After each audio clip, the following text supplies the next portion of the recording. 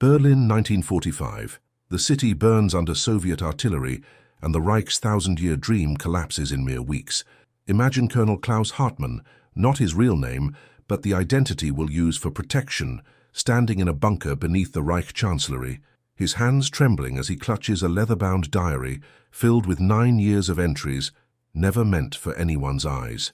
This is April 28th, 2 days before Hitler's suicide, and Hartmann has just received orders to destroy all documents. Related to Project Nachtsicht, the night vision program he helped develop, but instead of burning the diary, he seals it in a steel ammunition case and buries it in the rubble, knowing that truth matters even when your cause is lost. Fast forward 80 years, and his great-grandson, an engineering student in Munich, discovers this diary in his grandmother's attic, and what he finds inside challenges everything we thought we knew about Nazi technological innovation, because this wasn't a story of triumph. It was a chronicle of moral compromise, technological hubris, and the psychological destruction of men who believed they were building a better future, but were actually constructing instruments of horror. The diary reveals that by early 1945, over 300 infrared night vision devices had been deployed to Wehrmacht snipers on the Eastern Front. And while Allied forces reported miraculous nighttime accuracy, they never understood the psychological cost to the operators themselves, men who Hartmann described as becoming nocturnal creatures, haunted by the green-tinted faces of those they killed. This is not a story of heroes. This is a story about how innovation without ethics becomes a weapon that destroys both the target and the wielder, and how one commander's hidden truth about flawed technology and flawed men would remain buried for 8 decades until his own blood dug it up. What happens when the great-grandson reads his ancestors' confession about the night Germany's technological pride became its moral graveyard? To understand Hartmann's diary, we must first understand the world that created him. Born in 1903 in Stuttgart, he came of age during the Weimar Republic's chaos, where hyperinflation destroyed middle-class savings and political violence bloodied the streets. His father, an optics engineer at Zeiss, had instilled in him a love for precision instruments, and by 1925, Klaus had earned his engineering degree specializing in optical systems. The Nazi rise to power in 1933 seemed to many Germans not like the birth of evil, but like the restoration of order, and Hartmann, like millions of educated professionals, saw opportunity where he should have seen warning signs. By 1936, he was working at the Army Weapons Office in Berlin, developing rangefinders and periscopes for tanks. His personnel file, which the great-grandson cross-reference, described him as meticulous, apolitical, and brilliant with optical mathematics. The diary's earliest entries from 1936 reveal a man excited by technical challenges. He writes about solving chromatic aberration in tank periscopes and attending lectures on infrared light properties. But even then, small doubts creep in. He mentions a Jewish colleague, Dr. Samuel Rothstein, who was dismissed in 1937 under the racial laws, and Hartmann writes, "I said nothing. I told myself it was not my concern. I was there for the science. But silence is also a choice, and I chose poorly." By 1939, as war erupted, Hartmann was promoted to major and assigned to a secretive project codenamed Nachtsicht. The goal was to develop infrared night vision devices that would give German forces a tactical advantage in darkness. The technology was based on pre-war experiments with photoelectric cells and infrared lamps, which could illuminate targets invisible to the naked eye, but visible through specially designed scopes. The initial prototypes were disasters. Hartmann documents test failures in excruciating detail. In October 1940, a trial at Kummersdorf proving grounds ended with a scope exploding and partially blinding a test operator. The infrared lamps generated so much heat, they melted their own housings, and the photoelectric cells were so insensitive they could barely detect a man at 50 meters. The military high command was losing patience, and Hartmann felt the pressure mounting. He writes, "I am 40 years old and I have spent my life mastering light, but now I am trying to weaponize darkness, and darkness does not yield easily." The human challenges were even more complex than the technical ones. Hartmann's diary reveals tensions within his team. By 1941, the project included conscripted engineers from occupied territories, including French and Czech optical specialists who worked under guard their expertise needed. But their loyalty suspect, Hartmann, writes about Felix Baumann, a young German physicist who argued passionately in 1942 that the entire project was scientifically flawed because atmospheric moisture scattered infrared wavelengths, making long-range detection impossible, but Bauman's objections were dismissed as defeatism, and he was reassigned to the Eastern Front, where he died at Stalingrad 6 months later. The diary also documents the ethical void that expanded as the war intensified. In early 1943, Hartmann was ordered to conduct field tests using prisoners from Sachsenhausen concentration camp as human targets for night vision trials. He writes this entry on February 14th, "I have crossed a line I cannot uncross last night. We tested the new ZG-1229 scope by having SS guards hunt prisoners in the forest with infrared-equipped rifles. The technology worked. We detected targets at 120 meters, but the cost I watched men run for their lives as sport for our science. I vomited afterward, but I did not refuse the order. I am complicit. I am damned." This revelation in the diary horrified the great-grandson because it showed how incremental moral compromises led ordinary engineers into participating in atrocities. Hartmann didn't start as a monster. He started as a man who loved optics and made a series of choices, each seemingly small, that transformed him into someone who could rationalize using human beings as test subjects because the technology mattered more than their lives. By mid-1943, the Nachtsicht devices were finally working reliably enough for combat deployment, but Hartmann's diary shows increasing psychological distress among the operator's soldiers equipped with the ZG-1229 Vampire infrared scope, reported severe anxiety nightmares, and what we would now recognize as post-traumatic stress disorder symptoms. Hartmann writes, Obergefreiter Hans Kessler, a sniper who used the Vampire for 3 months on the Eastern Front, told me he can no longer sleep in darkness. He says the green ghost images haunt him. He sees every face he shot through that scope. When he closes his eyes, he has requested transfer to a day unit, but requests are denied. We need him. He is one of our most effective operators, but he is also one of our most broken. The psychological impact wasn't limited to the direct users. Hartmann himself began experiencing what he called moral vertigo, a sense that he had lost his ethical compass completely.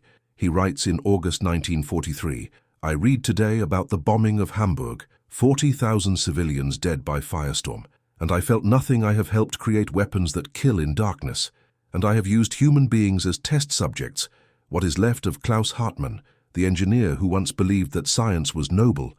I do not recognize myself." The turning point in Hartmann's diary comes in July 1944, immediately after the failed assassination attempt on Hitler, known as Operation Valkyrie. Several of Hartmann's colleagues at the Army Weapons Office were arrested for suspected involvement, including his direct superior Colonel Werner von Haiften, who was executed by firing squad. Hartmann writes, "I knew Werner was involved. He asked me 3 months ago if I would join them. I refused. I told him I was a scientist, not a conspirator. Now he is dead and I am alive, and I wonder if my survival is actually a harsher punishment than his death, because I must live with my cowardice." The diary reveals that this was the moment Hartmann began documenting everything, not just technical specifications, but moral reflections, testimonies of atrocities, and his own culpability. He writes, "If Germany falls, and I believe it will now, then this diary must survive as evidence, not to exonerate me, but to indict me and the system I served." By autumn 1944, the military situation was catastrophic. The Red Army was approaching German borders from the east, and Allied forces were sweeping across France. Hartmann's diary entries become more desperate. He documents the acceleration of wonder weapons projects, including the V-2 rockets and the Me-262 jet fighter, as Hitler demanded technological miracles to reverse Germany's fortunes, but Hartmann saw these as symptoms of collective delusion. He writes, "We are told the Führer has secret weapons. That will change the war. But I have seen these weapons. They are impressive engineering. But they are too few, too late, and too flawed. We are a nation led by fantasists, and we engineers have enabled the fantasy by promising more than physics can deliver." In December 1944, Hartmann was ordered to Berlin to oversee the final production run of Vampire scopes for deployment in the defense of the Reich. He describes the factory conditions: workers exhausted by malnutrition, slave laborers from concentration camps operating precision machinery, materials so scarce that aluminum housings were being melted down from crashed Allied aircraft. He writes, "The Third Reich is cannibalizing itself, consuming its own body to feed a war machine that is already dead, but still twitching. The psychological toll on Hartmann intensified. He began documenting not just his own moral collapse, but that of the entire system around him. He writes about SS officers who spoke casually about mass murders, about Wehrmacht, generals who ordered suicidal defensive stands to delay the inevitable, about civilian officials who continued planning for victory even as refugees fled westward by the millions. And he writes about his own team of engineers who worked 18-hour days perfecting weapons. They knew would never change the outcome because the alternative was to confront the enormity of what they had helped create. The diary's final chapters, covering January through April 1945, read like a descent into hell. Hartmann was trapped in Berlin as the Red Army encircled the city. He describes the systematic destruction of the German capital under artillery bombardment, the collapse of civil order, the smell of corpses in the streets, and the surreal atmosphere in the Führer bunker, where Hitler and his inner circle maintained a grotesque parody of government. On April 20th, Hitler's birthday, Hartmann attended a briefing where the Führer ranted about treachery and demanded status reports on wonder weapons that would save Germany. Hartmann writes, "He is completely detached from reality. His hands shake, his left arm hangs useless, and his eyes have the glassy stare of a man who sees nothing but his own delusions." Goebbels and Bormann nod and agree and pretend that armies that no longer exist will somehow relieve Berlin. I realize today that we are all trapped in a suicide cult, and the only question left is whether we will take the whole nation with us into death. The diary documents Hartmann's final days in the bunker complex beneath the Reich Chancellery. He describes the suicides on April 29th. He learned that Hitler had dismissed Himmler from all posts after learning of Himmler's unauthorized surrender attempts, and on April 30th, Hitler and Eva Braun committed suicide. Hartmann writes, "It is over. The man who promised us greatness has taken poison and shot himself in a concrete hole, 9 meters underground like a cornered rat. And we who followed him, we who built his weapons and enabled his madness, must now face what we have done. The Soviets will be here within hours, and I must decide whether to fight, flee, or surrender. I choose surrender, not because I seek mercy, but because I must survive." To bear witness, the diary on April 28th reveals his decision to bury the diary in a steel case in the rubble. He writes, "I am sealing this record of shame not to hide it, but to preserve it someday. Perhaps someone will find it and understand how ordinary men with slide rules and drafting tables can become architects of atrocity through 1,000 small compromises. If that someone is my descendant, know this: I do not ask for forgiveness. I ask only that you understand how it happens, so that you might recognize it earlier than I did, and choose differently." On May 2, 1945, General Helmuth Weidling surrendered Berlin to Soviet forces, and Klaus Hartmann was among the thousands of Wehrmacht officers taken into captivity. Soviet records, which the great-grandson obtained through Russian archives, show that Hartmann spent 4 years in a prisoner-of-war camp near Tambov, where he was interrogated extensively about German optical weapons technology. He was released in 1949 and returned to West Germany, where he worked quietly as a technical illustrator for an engineering textbook publisher until his death in 1968. His family knew little about his war service. He never spoke of it, and the diary remained hidden, first buried in Berlin rubble, then somehow recovered by Hartmann himself. After his release, he must have retrieved it during a visit to Berlin in the 1950s and hidden it among his papers, where it remained untouched for decades after his death. The great-grandson's discovery in 2025 sparked intense historical interest because the diary provides unprecedented insight into the psychological and moral dimensions of Nazi technological development. Historians at the German Historical Institute have authenticated the document and are preparing a scholarly edition.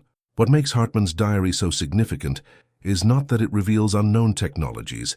The existence of infrared night vision devices was already documented, but that it humanizes without excusing the men who developed them. The diary shows how technological innovation, detached from ethical constraints, becomes complicit in evil, how professional pride and scientific curiosity can be weaponized by authoritarian regimes, and how psychological disintegration follows moral compromise.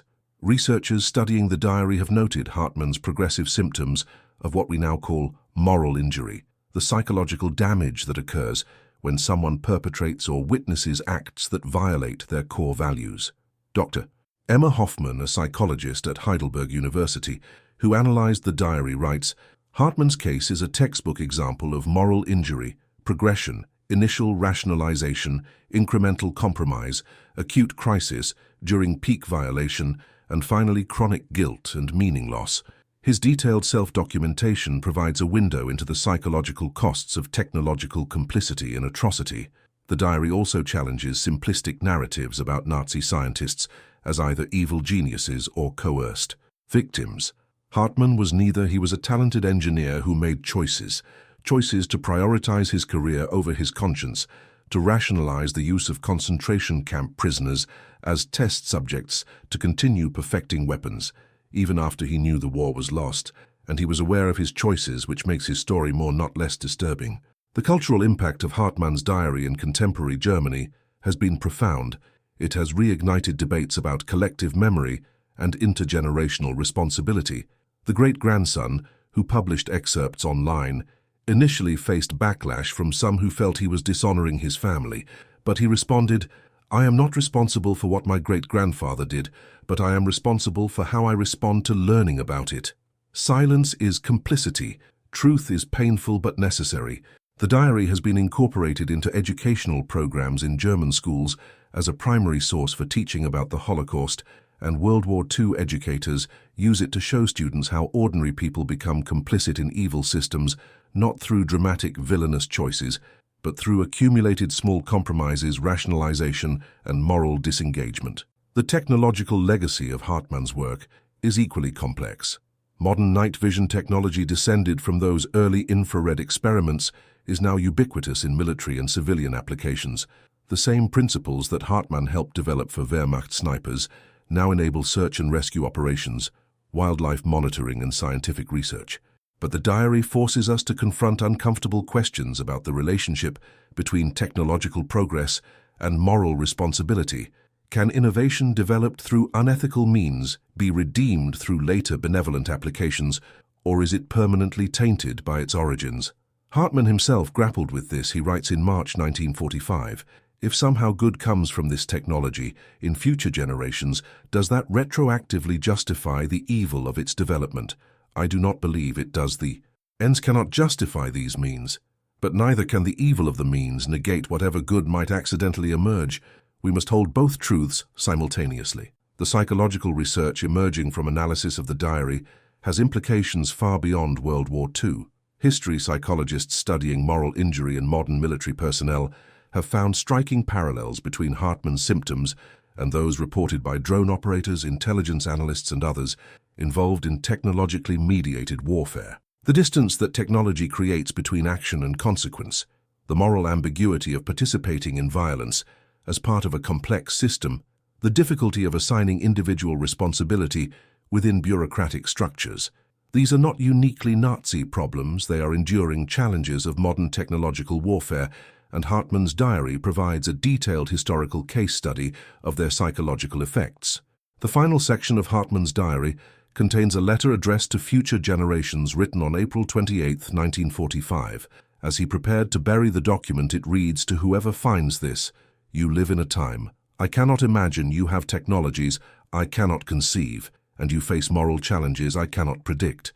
But I believe some truths are timeless, and I offer you these lessons from my life of shame. First, the small compromise is the most dangerous. I did not wake up one morning and decide to become a monster. I became one gradually through a series of choices that seemed reasonable at the time. Defend against the first compromise, because the second will be easier and the 100th will feel inevitable. Second, do not separate your technical work from its human consequences. I told myself I was just an engineer, just solving optical problems, but there are no just problems. Every calculation has a human cost. Every innovation serves someone's purpose, and if you do not ask whose purpose you serve, you will serve evil by default. Third, psychological suffering is not punishment enough for moral failure. I have nightmares. I cannot sleep. I am haunted by the faces in the infrared scope and by the prisoners who died in our tests. But this suffering does not balance the scales. It does not undo what I did. Psychological pain is simply the natural consequence of moral injury, not redemption. If you find yourself in a position where you must choose between your career and your conscience, choose conscience. the psychological cost of complicity is far higher than the professional cost of resistance. Fourth, truth-telling is a moral obligation, even when it incriminates you. I document my crimes in this diary not because I believe confession earns forgiveness, but because silence enables repetition. Every generation believes it is different, that it would never fall into the traps that snared previous generations. But evil is not innovative. It uses the same mechanisms over and over again: ambition, fear, tribalism, moral disengagement, and the corruption of language that makes atrocity sound necessary. If my testimony helps even one person recognize these patterns early, then perhaps my wasted life will have produced one small good. And finally, remember that we are all capable of what I did. I was not a sadist. I did not hate Jews or Slavs or any of the groups the Nazis targeted. I was an engineer who loved optical physics, who wanted to do important work, and who convinced himself that he could navigate an evil system without becoming evil himself. I was wrong. The system does not corrupt you. Suddenly, it recruits you gradually, and by the time you recognize what you have become, the person you were is gone. I cannot undo my choices. But you can make different ones when your moment comes, and it will come in forms you do not yet recognize. Choose differently than I did. This is my testimony and my warning. Klaus Hartmann, April 28, 1945, Berlin. The great-grandson has spent the last year since discovering the diary, trying to process its implications for his own identity and responsibility. He has given interviews, donated the diary to the German Historical Institute, and participated in educational programs.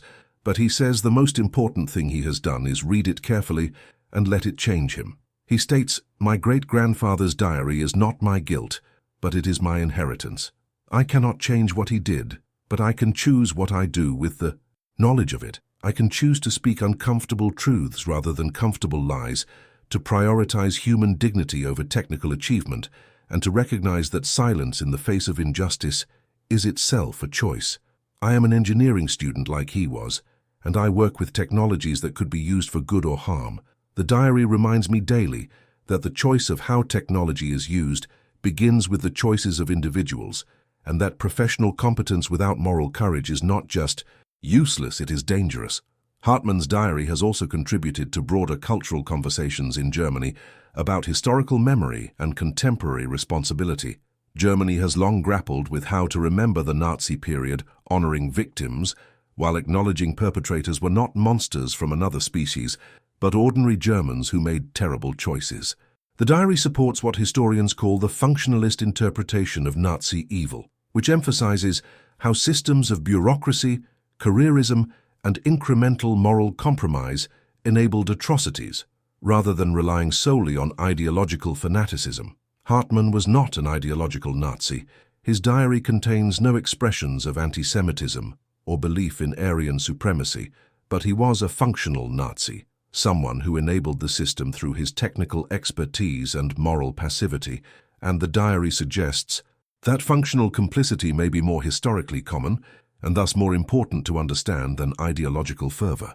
The discovery has also influenced contemporary debates about technology ethics, particularly in fields like artificial intelligence, autonomous weapons and surveillance technology. Engineers and computer scientists have cited Hartmann's diary in professional ethics discussions as a cautionary tale about the dangers of technological solutionism, the belief that technical problems can be solved without addressing their moral and political contexts. A 2025 open letter, signed by over 3,000 AI researchers, references the diary, explicitly stating, "We must not repeat the mistakes of previous generations of technologists who convinced themselves that their responsibility ended with making their systems work. We must ask not just, can we build this, but should we build this? And if we build it, who will control it, and what values will guide its use?" Klaus Hartmann's diary reminds us that technical excellence without moral clarity is not value neutral. It serves the values of whoever wields power, and if we do not actively choose which values to serve, we will serve destructive ones by default. So what is the hidden truth that the great-grandson discovered in his ancestor's diary? It is not a revelation about secret weapons or hidden Nazi gold or any of the sensational elements we might expect from the title. Instead, it is a more profound and uncomfortable truth that evil systems do not require evil people. They require ordinary people who make ordinary compromises, who prioritize personal advancement over principle, who tell themselves that their technical work is separate from its human consequences, and who remain silent when silence is safer than speech. Hartmann's diary is a mirror not just reflecting Nazi Germany, but reflecting the eternal human capacity for moral compromise in the face of systems that reward complicity and punish resistance. And perhaps that is why it has resonated so deeply with contemporary readers, because we recognize in Hartmann's progressive rationalization his incremental moral surrender patterns that are not safely contained in the past, but are present possibilities in any time and place, including our own. The diary ends with Hartmann's capture on May 2, 1945, but its story continues in every generation that reads it and chooses whether to learn from his failures. His great-grandson has chosen to learn and to teach, and in doing so has transformed a document of shame into an instrument of moral education, not redemption for Klaus Hartmann, whose choices cannot be undone, but perhaps prevention for future engineers who face similar choices and might choose differently because they read his warning. Have you ever discovered something about your family history that challenged your understanding of who you are? What would you do if you found evidence that someone you are related to was complicit in historical atrocities? Would you hide it, or would you bring it to light?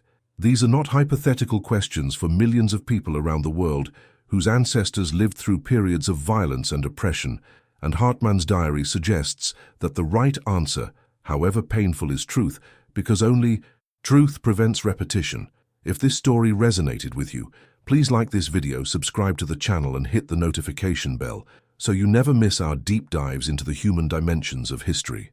In our next video, we will explore the diary of a Soviet tank commander at the Battle of Kursk and the psychological bonds formed between crew members in the most intense armored combat in human history. Until then, remember that history is not just dates and battles, it is choices made by individuals like us, and those choices echo through generations.